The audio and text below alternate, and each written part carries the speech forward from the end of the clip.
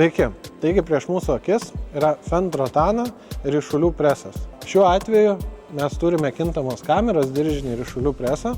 Vienas svarbiausių turbūt aspektų yra, kaip supresuojamas ar ne mūsų pašaras, ar jisai gerai suspaudžiamas. Kadangi mes turime 4 diržų sistemą, kuri leidžia kuo tolygiau suspausti pašarą. Taip pat, ką svarbu paminėti, kad diržai yra varomi ne per vieną, bet per 2 ritinėlius. Vadinasi, kad diržas visada būna įtemptas ir jis turi pakankamai jėgos, net jeigu ir presuojam slidų ar sunkų pašarą, toj vietoje jį tinkamai susukti. Kalbant apie ryšulių presą ilgaamžiškumą ir patikimumą, tai rinktuvas, pirmas ar ne dalykas, kuris pasitinka žemę, taip pat pasitinka priešiškus jam objektus, yra pagamintas iš plieninių detalių. Vadinasi, net jeigu jas sulankstytumėm, jos nelūžta, taip mes jas galim ištiesinti ar ne ir pabaigti darbo dieną. Rinktuvo pirštai neturi pavažėlių.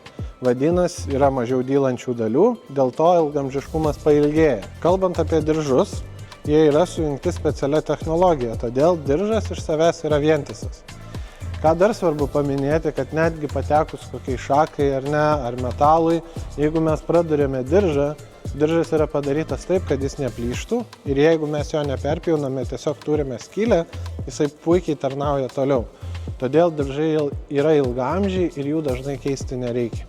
Taip jau gyvenime nutinka, kad presas kartais susikimša. Fendt gamintojas pagalvoja ir apie tai, todėl turime hidrauliškai atsidarantį peilių stalą. Taip pat pakėlus prispaudimo ritinėlį pagerėja priėjimas čia ir presą mechaniškai galim reversuoti, taip palengvindami jo atkimšimą. Šiuo atveju matom preso valdymo ekraną.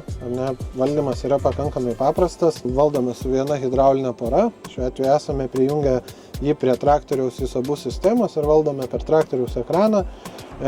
Tokias funkcijos kaip automatinis tinklelio apvyniojimas, automatinis ar ne galinio dangčio atidarimas, rulono išmetimas, tai presas viską tą gali daryti automatu arba rankiniu būdu, tačiau pasirenka pats operatorius, kaip yra patogiau. Galbūt mes nenorime rytinį išmesti iškart į apvynioją, nes tai esame ant šlaito ir jis gali mums nuriedėti, todėl galime palaukti ir rytinį išmesti kažkur vėliau.